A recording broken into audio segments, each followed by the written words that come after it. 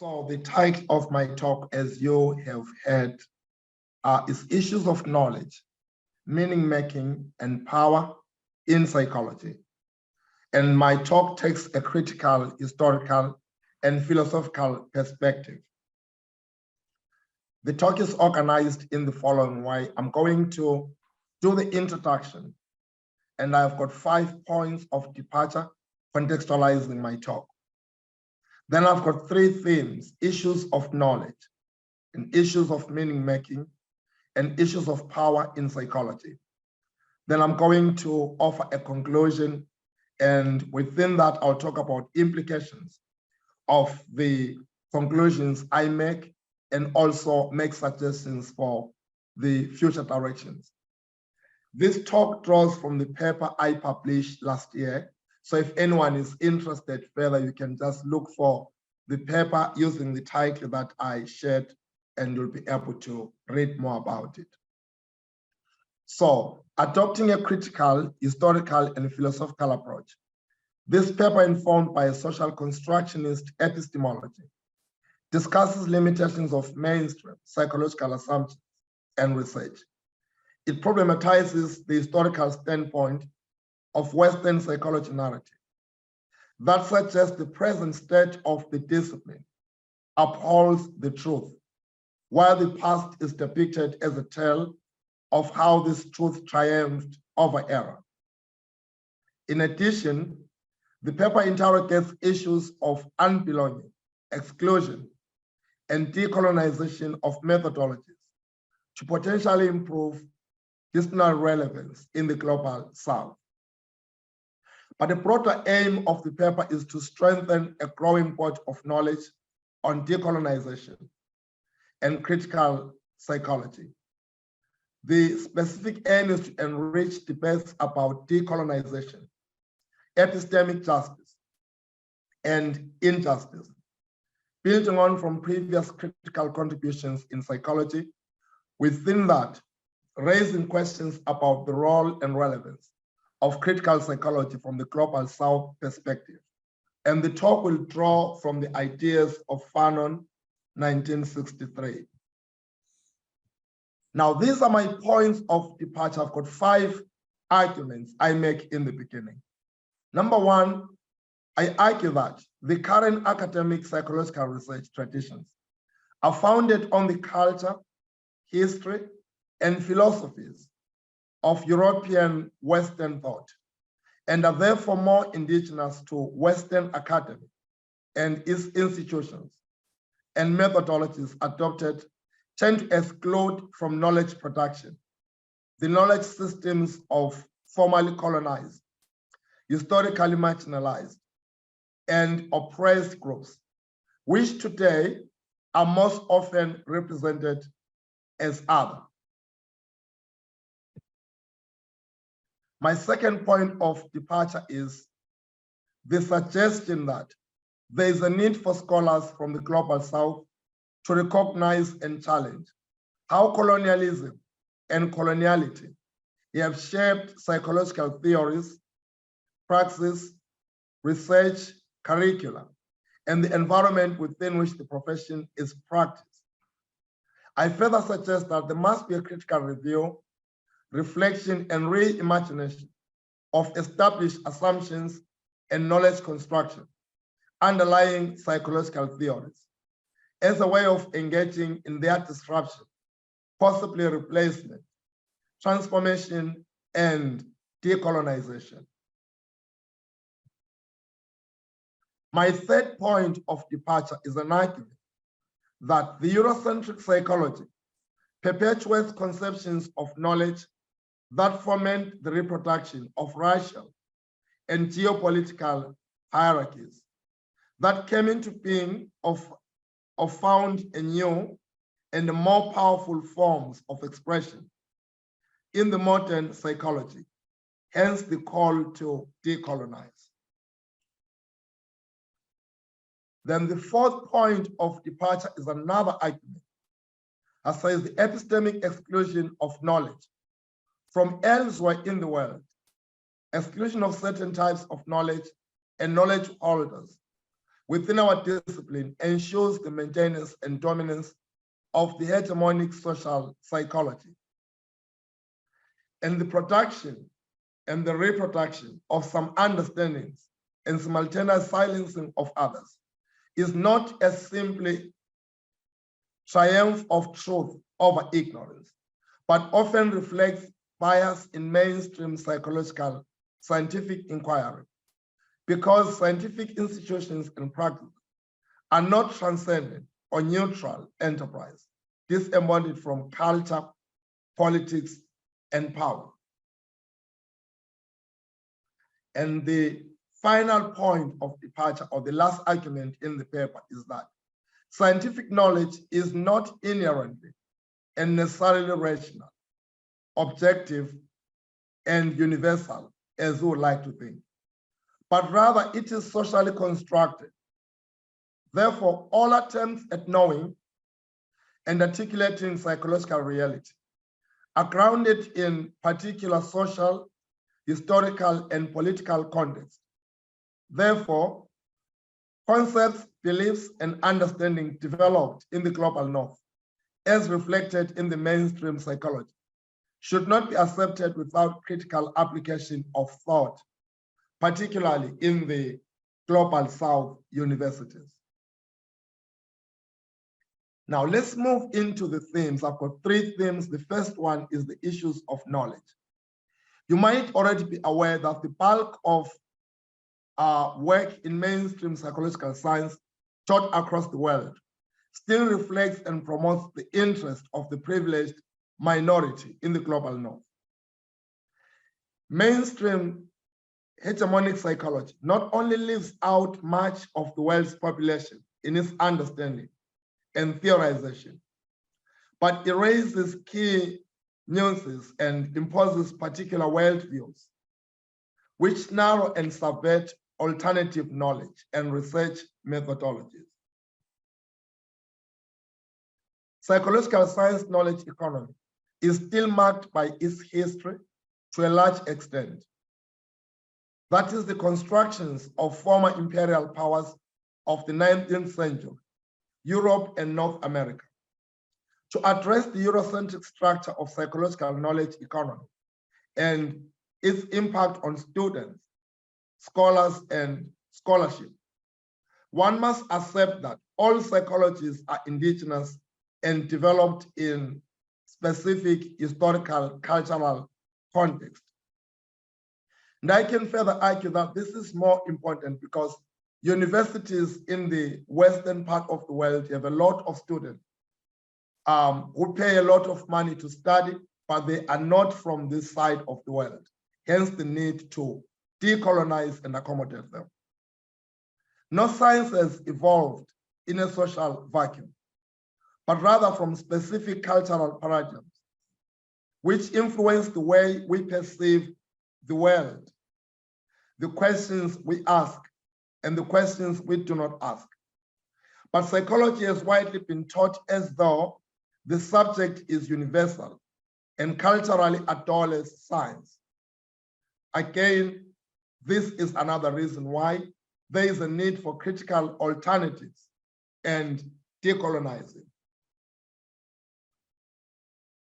The experiences of heterosexual, able-bodied, middle-class, educated males have been cast as normative and has produced generalizations about lives and experiences of those deemed other.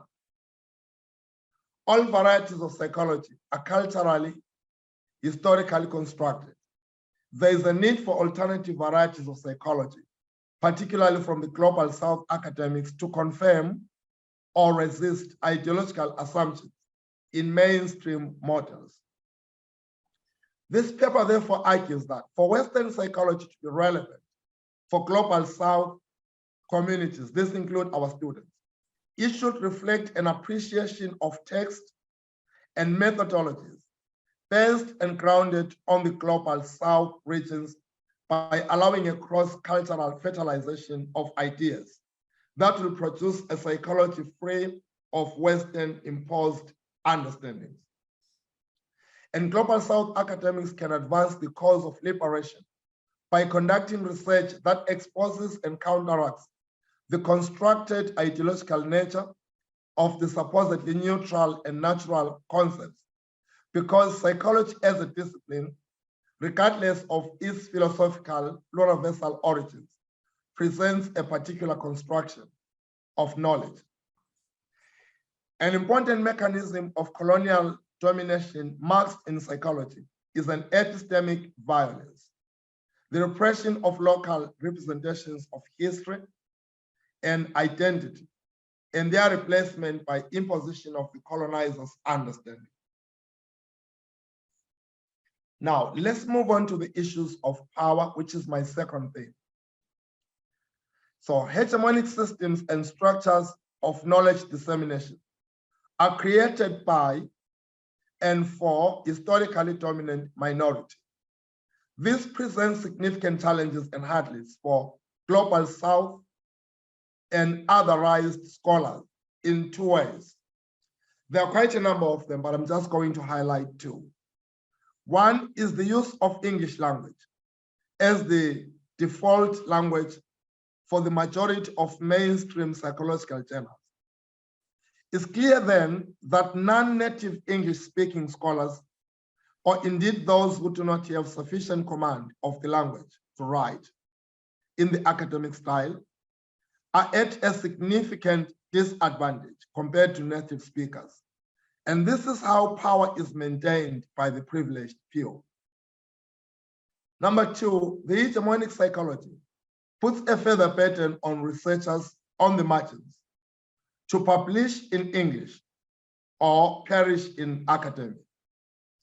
The Global South academics engaged in a coerced compliance to publish in and meet standards of intentionally recognized journals. And more often, these are based in the US or in Europe, and hardly in the Global South. A reflection on the history shows that systems of psychological knowledge were not only produced by strong influence of social power, but they functioned as techniques of power and means of othering, arguably functioned and still functions fundamentally as a political project created for the interest of those who produce it. Hegemonic psychology is therefore imperialist, individualistic, and universalist in its orientation and actions. A decolonial turn for psychology will also mean moving away from the assumption that the individual is the central unit of analysis in ways that overlook people, rather that overlook people's social, economic, and political context. Pan in 2015 rightly emphasizes that colonial violence is not only limited to occupation of land and control of material resources, but also the occupation of being. Hence the call for locally grounded researchers and practitioners to reclaim local and indigenous wisdom and to produce forms of knowledge that resonate with local realities and better serve local communities. I think because of the change in the program, I'll skip this and go to the conclusion. I'm happy to share the slides after this, if anyone wants to look at this further.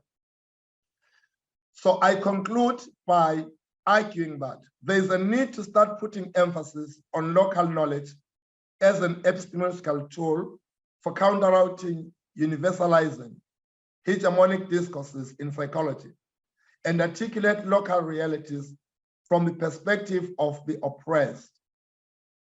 Global South academics need to consider revisiting the silence history of psychology to counteract collective forgetting of historical violence in modern psychology in order to raise awareness of viable alternatives to epistemic violence of modern psychology and help to promote alternative understandings of history and progress. This paper concludes that scientific knowledge is not inherently and necessarily rational, objective, and universal, but rather socially constructed, and therefore all attempts at knowing and articulating psychological reality are grounded in a particular social, historical, and political context.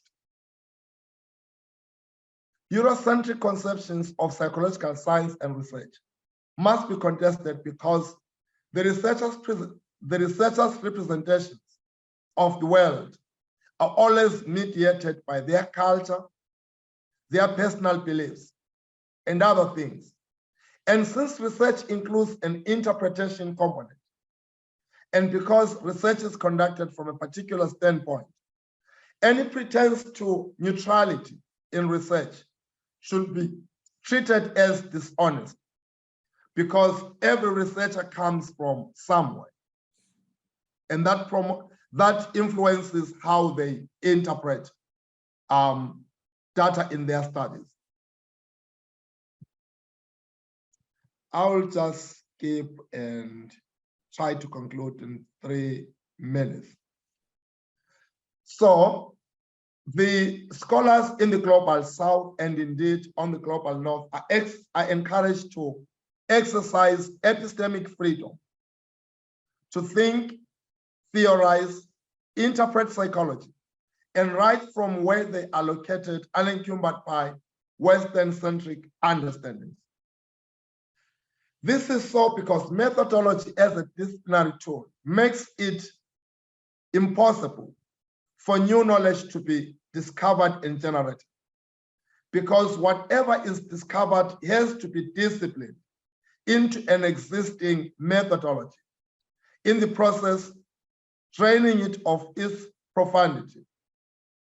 This is why it is urgent for Global South regions to decolonize psychological methodology through the process of rethinking thinking, unthinking, and learning to unlearn in order to learn again. I'll close on this slide. I also suggest an adoption of research approaches that allow people to step back from psychology and treat the accounts given by psychologists as discourses rather than facts about behavior and experience that normalize things that are acceptable and pathologize people who do not fit in. There also should be a moving away from academic research traditions that are founded on the culture, history, and philosophies of the 19th century Euro-Western thought, and are therefore indigenous to the Global North Academy and its institutions to locally produced. I think I've got 1 minute. I can read one more and then I'm out of the way. Our conference debates, lectures, and papers can contribute to combined activism to challenge and address oppressions that echo and reproduce colonial relations, which replicate systems of power and exclusion. And since psychology tended to study people outside of their cultures in the light of concepts, methods, and beliefs about normality that are rooted in the Western realities in informing their epistemic imagination, there is a need to alternative understandings, more specifically from the Global South perspective. Thank you.